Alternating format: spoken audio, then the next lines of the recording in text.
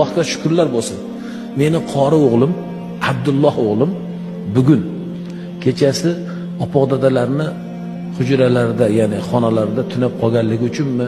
Albatta u xona butun ibodat bilan nurlangan bir xona. Allohga shukr, hali u balog'atga yetmagan. Ammo aql hushi joyida, hofizi Qur'on.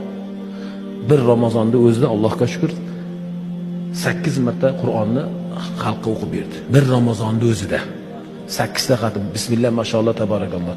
Robbana yahfazu. Bugungi tush bu sizlarga bashorat bo'lsin. Payg'ambar alayhissalatu vassalomni tushlarida ko'ribdi. Uzun tush. Uni men hozir aytib vaqtingizni olmayman. Ammo sizga taalluqli bo'lgan joyini aytay. Men Payg'ambar alayhissalatu vassalomni ko'rdim deydi.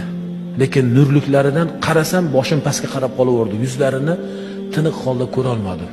Faqat nur ko'rdim deydi.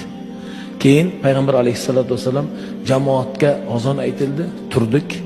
Rasululloh alayhissalatu vassalam imomlar keyin aytibdilarki, Ali qomat ayting debdilar. Qomat demabdilar Rasululloh alayhissalom, takbir debdilar.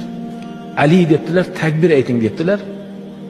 Keyin Abdulloh o'g'lim aytadilar, bu qaysi Ali bo'lsa deya desam, tursam siz ovozni o'xshatib beryapti. Allohu akbar deysiz, qalin ovozda deydi, siz takbir aytdingiz deydi. Men juda ham xursand bo'lib ketdim deydi.